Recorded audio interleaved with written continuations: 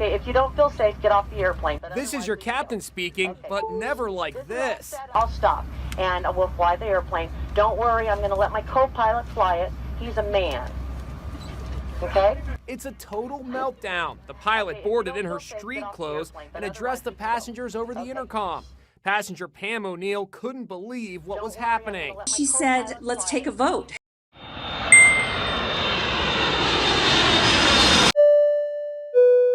How many of you would like to take off now with me dressed as I am, or would you prefer that I take 10 minutes to get changed into my cute little uniform? Then she started talking about her divorce and political candidates, and the minute she mentioned that, a gentleman stood up and just yelled, "Whoa, enough, you're scaring me." Another passenger, Randy Reese, got up to leave and gave a running commentary on social media.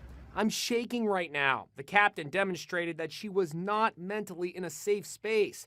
She says, "Sorry, I'm going through a divorce." Uh-oh. The pilot also insulted a mixed-race couple on board. Did I offend you? Okay, so did I purposely offend you? I did. The answer is yes. The more she tried to convince everyone she was okay to fly, the more people got off. Flight attendants, please disarm doors. Anthony Roman is a retired pilot. Everything went wrong on the flight. The captain clearly was in an emotional state and was having a breakdown. The right thing to do, you don't feel safe on an aircraft, is to take matters into your own hand and get up and leave that aircraft. After 20 passengers insisted on getting off the United Airlines flight, the pilot quietly left the aircraft. Okay, if you don't feel safe, get off the airplane. The United Airlines flight from Austin to San Francisco was delayed about 2 hours until another pilot took over.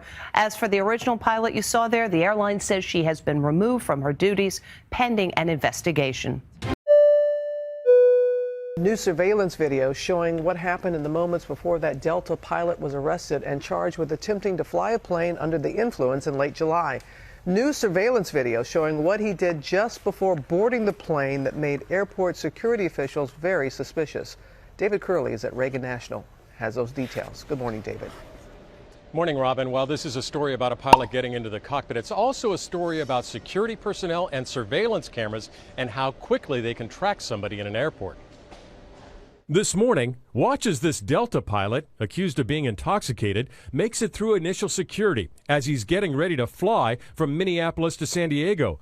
But when Gabriel Schroeder gets close to his gate, a random secondary check is set up. As he sees what's happening, police say his demeanor changes. When asked to put his bag on the table, he tells police, "I'm not ready," and turns and walks away. Suspicious, officers ask that the pilot be tracked through the airport, and these surveillance cameras show the 37-year-old finding an escalator, heading down a floor to a men's bathroom in late July. He's in that bathroom for only 30 seconds, where police say they later found a bottle of vodka stuffed in one of the trash cans. Schroeder then heads back to the checkpoint, telling an officer he had to go back to the pilot's lounge to get his iPad. Schroeder passes and gets on the jetliner into the first officer's seat, but police officers board and ask the pilot to leave the cockpit. For a pilot, he looked a little disheveled, like he had the white with the epaulets and that, but it was dire need of an ironing. It was kind of a schleppy look. Authorities say when they tested the pilot's blood alcohol level 2.5 hours later, it was under the limit. But authorities say when he was in the cockpit, he was likely over the limit for pilots. The 37-year-old pilot initially denied discarding the vodka and said he had 3 drinks and a beer the night before. Actually, this says very good things about airport security personnel going beyond just checking boxes and maintaining a high level of situational awareness. Schroeder faces 2 charges. Some pilots do jail time, like these 2 United pilots busted in Scotland.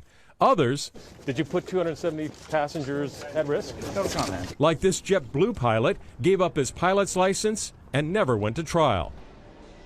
Now, that Delta pilot who was arrested back in July is due in court in November. How often does this happen? According to the statistics, the latest statistics, it's about once every month in the U.S. that a pilot is arrested.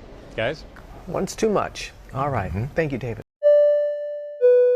That breaking news word of a terrifying scare at 30,000 feet. A pilot had a kind of deranged breakdown. On a JetBlue flight headed from New York to Las Vegas, the pilot started screaming about bombs, Al-Qaeda, and telling passengers to say their prayers. And what happened next was an all-American story of courage and quick thinking. Here's ABC's national affairs correspondent Jim Avila. A chaotic scene aboard JetBlue Flight 191, 3 hours into a trip from New York to Las Vegas. Passengers in the aisle, holding down not an unruly passenger, but the captain of the plane. In the cockpit, his co-pilot radioing an emergency, asking for an unscheduled immediate landing in Amarillo, Texas. Amarillo, JetBlue 191, emergency. John, can you give me a more specific nature of this medical emergency so I can pass it on to the ambulance crew? Sources tell ABC News the captain, identified as Clayton Osborne of Georgia, was not at the controls, but began acting erratically, flipping switches in the cockpit and appearing confused. His co-pilot tricked him into going to the passenger compartment to check something out, and then locked the door, changing the security code behind him. The one that should have all the credit is the co-pilot that was there. He changed the code on the door. He didn't let him back in. A third JetBlue pilot, off duty and riding as a passenger, slipped into the cockpit to help with the controls.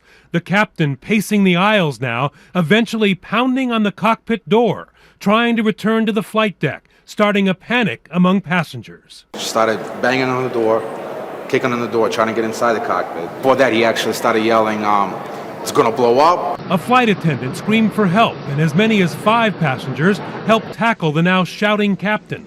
Some saw him foaming at the mouth while yelling about Al-Qaeda, a bomb, and threatening the plane is going down.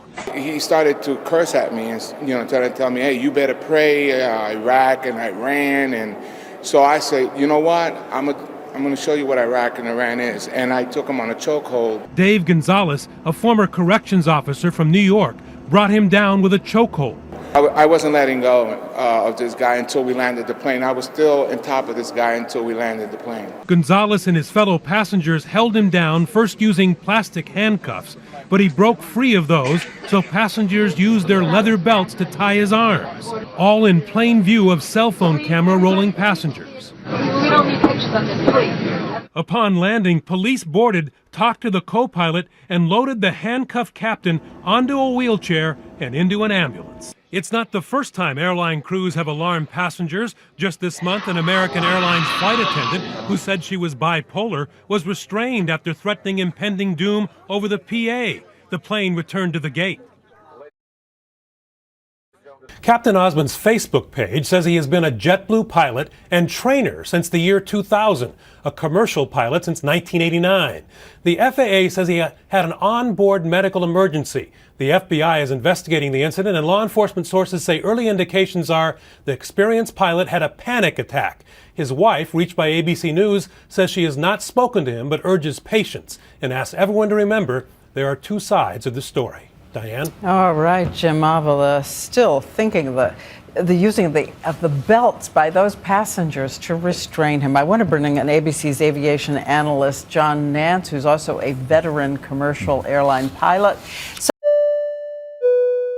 A Southwest Airlines pilot is under investigation after he left his microphone open while he was talking to air traffic control and was caught giving an expletive-filled rant about liberals. Yeah, damn liberal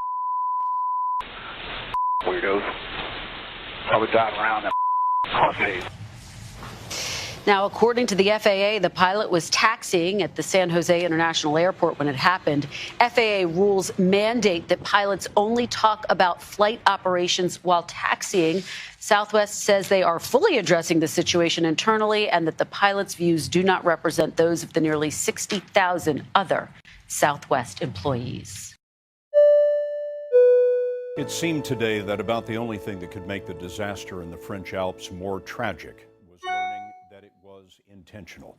Today, prosecutors said that First Officer Andreas Lubitz, a 27-year-old German, deliberately crashed the Airbus A320. All 150 on the flight from Barcelona to Dusseldorf were killed. But why did he do it? And what do we know about him? Our team of correspondents has been searching for answers, and first we'll go to Mark Phillips in France. To the heartbreak and grief of the dazed families of the victims who have begun to gather near the crash site, shock and even disbelief have now been added. It wasn't an accident that killed their relatives on this mountainside. The French prosecutor says it was murder. The evidence comes from the battered but still readable cockpit voice recorder recovered from among the disintegrated wreckage of plane and people strewn down these slopes. For the first 20 minutes of the flight, the cockpit conversation is technical and normal.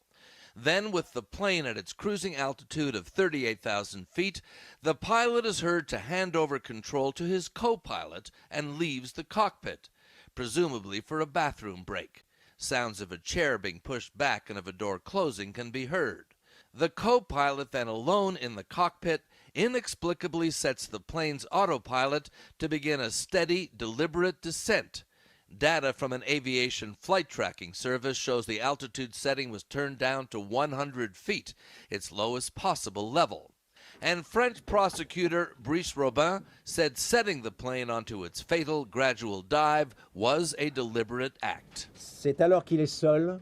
When he is alone in charge of this plane, he uses the flight monitoring system, which starts the descent of the aeroplane.